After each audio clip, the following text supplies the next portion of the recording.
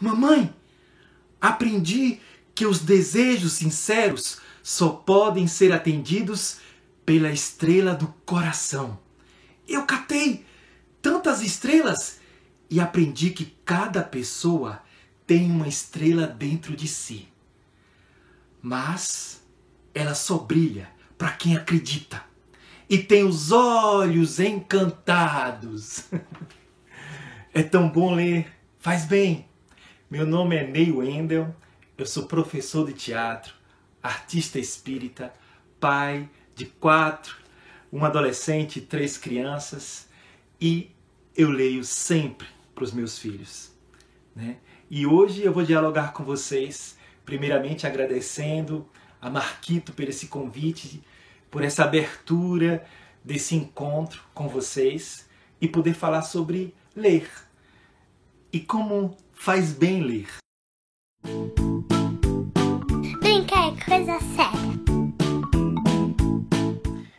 Para fazer esse vídeo, eu pensei em trazer para vocês algumas dicas de leitura para os pais, as mães, os acompanhantes, os familiares que acompanham as crianças, os educadores e os evangelizadores. Essas dicas que eu trago para vocês, elas vão facilitar o trabalho, né?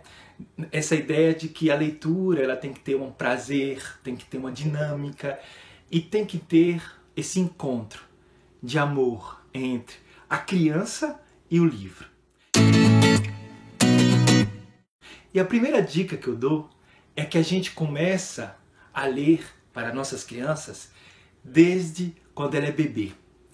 É importante ela ter esse contato com o livro, ter esse contato com imagens que ela não conhece, com palavras que ela está ali vendo o desenho daquelas letras, vendo a entonação que você está falando. Então a gente começa a ler desde bebê. Então eu convido vocês, pais, evangelizadores, aqueles que cuidam também de bebês, de ter esse contato com o livro, né?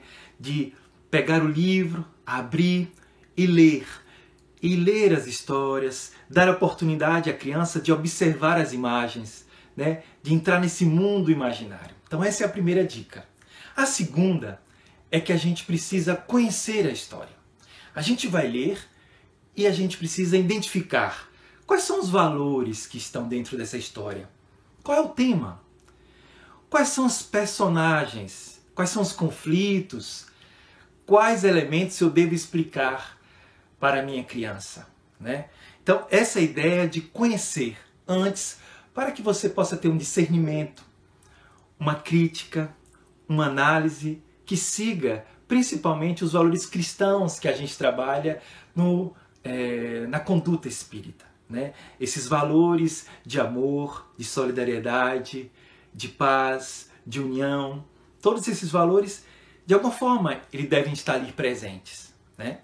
Claro que a gente tem todos os saberes e conhecimentos que estão no mundo, mas a gente tem que ter um olhar espírita. E a gente chega na terceira dica, que é saber adaptar as histórias, né? Muitas vezes a gente tem uma história, eu trago esse exemplo aqui, né? Um livro Para Sempre no Meu Coração. É linda essa história, conta, né, a avó com a sua neta que é deficiente visual, e ela vai encantando essa neta com várias histórias, várias vivências, aprendendo também a viver com a deficiência visual. E no final, a vovó desencarna. E aí a imagem que tem é uma vovó na nuvem, né? É uma vovó que está ali na nuvem com um anjo, que é um personagem da Turma da Mônica, observando. E a gente tem que ter um olhar espírita e trazer palavras como ela desencarnou, ela está no mundo espiritual, né? Muitas vezes ela está acompanhada de espíritos amigos. Então os familiares visitam a gente depois que a gente morre. Então depois que a gente desencarna. E é muito importante ter esse olhar espírita para as obras, né? Não importa qual seja.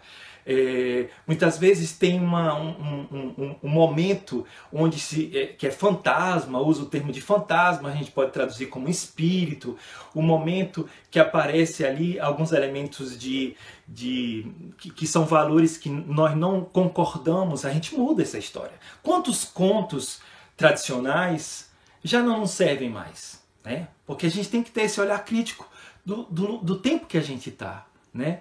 Muitas vezes, acontecimento nessas histórias, nós não concordamos e não vamos ler, né? A gente pode talvez pular uma página, mudar um pouco a história, mas é muito importante saber adaptar com a perspectiva espírita, né? Esse é um convite que eu faço para vocês. E a quarta dica, e aí a gente começa a entrar na voz, né?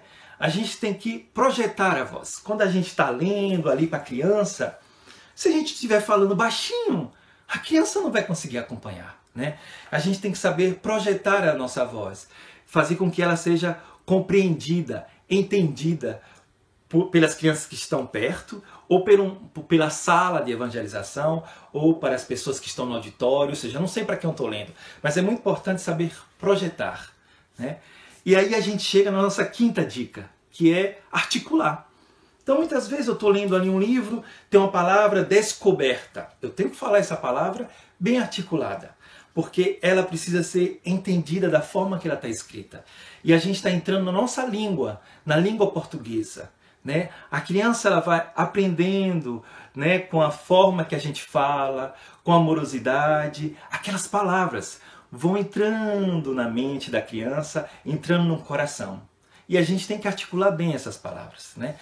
E principalmente para deixar viva a história e fazer com que a criança acompanhe. Porque muitas vezes a criança pode estar perdida e aí você articulando bem as palavras chama a atenção da criança, né? E a gente chega na sexta dica, que é a entonação. Usar entonações. Quando eu estou lendo uma história, muitas vezes eu posso pegar uma história como essa, né? A Cartilha do Bem, que é do Espírito Meimei, psicografada por Chico Xavier. Na verdade, é uma poesia. E encontramos braços que fere e amaldiçoa, que se entrega ao crime, que humilham os pobres e os pequeninos. Ou seja, se eu ler sem nenhuma emoção, as crianças não vão me acompanhar, já que não é nenhuma história, né? Ela é uma narrativa poética, principalmente trazendo o bem para essa narrativa poética. Então a gente tem que dar uma emoção. E encontramos braços que ferem e amaldiçoam, que se entregam ao crime, que humilham os pobres e os pequeninos, que exercem a crueldade.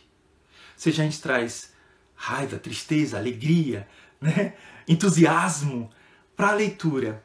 E isso dá um colorido. As entonações, as emoções vão dar um colorido à leitura, que é fundamental para que a criança se envolva e viaje com seu imaginário, né? Porque essa viagem com o imaginário é que vai fazer com que ela aprenda os temas, os conceitos, os valores que estão naquelas histórias. E a gente, trazendo isso, a gente chega no nosso sétimo elemento, que é ter ritmo, né? A gente, quando está lendo, a gente tem que trazer um ritmo para aquela leitura. Quando a gente pega uma revistinha em quadrinhos, né? Imagina a revistinha em quadrinhos, ela tem um sistema de imagem, né? Uma sequência, um enquadramento que a gente vai lendo para a criança, e no momento que a gente vai lendo, a gente tem que dar um ritmo para aquilo, né? Não adianta a gente querer ficar, vem, né, comigo, tá aqui o seu almoço. A gente tem que dar um ritmo, e esse ritmo tem a ver com a entonação, né?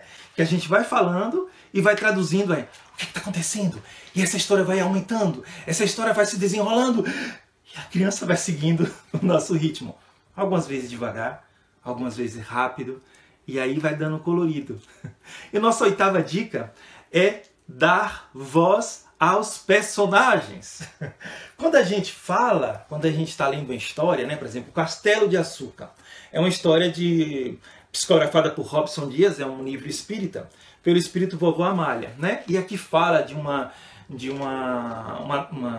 operário, uma formiga operária que encontra uma montanha de açúcar e ela quer virar a rainha do açúcar, né?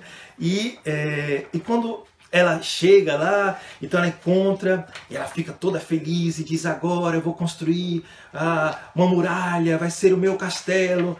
Então, ela tem que trazer você tem que fazer o personagem, né? Então aqui tem a narrativa, mas aquela alegria mudou de repente. O quê? Eu dividi isto com aquelas formigas preguiçosas? Quem achou fui eu.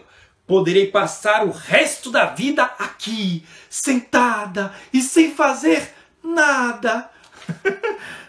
tem que dar a voz, uma voz fina, uma voz grossa, né? Uma voz mansa, uma voz que traduz talvez uma pessoa mais forte, uma pessoa mais fraca. Então a gente vai dando voz aos personagens e isso enriquece muito, né? Seria essa a nossa 8ª dica. A 9ª dica é a gente precisa escolher, né, posições de leitura que facilitem a criança ela acompanhar. Então, se eu estou com meus filhos, muitas vezes com os meus filhos, a gente senta no sofá, 3, né, eles estão aqui acompanhando. Alguns momentos não dá, né, eu peço, peraí, vamos sentar aqui na frente, e aí eu pego e vou ler dessa forma, né. Com a evangelização, eu recomendo que vocês leiam dessa forma. Você coloca na lateral e vai lendo aqui. E eles vão acompanhando, né? Vão acompanhando as imagens e as palavras. Se não, vocês podem colocar aqui e não precisar ler o texto, né? Vocês vão passando, mas você já tem gravado a história, né? Na cabeça de vocês, vão usando as próprias palavras e as crianças vão acompanhando as imagens. É outra forma de contar essa história, adaptando, né, as posições que a gente coloca o livro. É muito importante ter ele ali, né, visível, concreto. E a última dica que eu deixo para vocês é refletir juntos, né? Toda história ela traz de alguma forma uma reflexão, né? Por exemplo, esse livro aqui, né, Descoberta. Ela está atrás de um bicho, um filhote que ela não sabe de quem. É um filhote de lobo-guará. Aí ela descobre que é um filhote de lobo-guará. E aí, no finalzinho, a autora desse livro fala: todos os animais que estão nessa história estão em extinção. E aí meus filhos perguntaram: o que é extinção? E aí eu fui explicar e a gente conversou sobre os animais, sobre a preservação da natureza e perguntando a eles o que eles tinham entendido. É muito importante, quando a gente finaliza uma leitura, perguntar o que vocês entenderam, né? Qual personagem vocês mais gostaram? O que mais chamou a atenção, né? Qual momento você gostou, você não gostou dessa história, né? O que você sentiu ouvindo essa história? Qual personagem que você mais se identificou? Né? Qual personagem que você não se identificou, que você não gostaria de ser aquele personagem? Então, pergunta. E aí começa um diálogo gentil, carinhoso, amoroso, né, com a criançada. Então, gente, ler faz bem.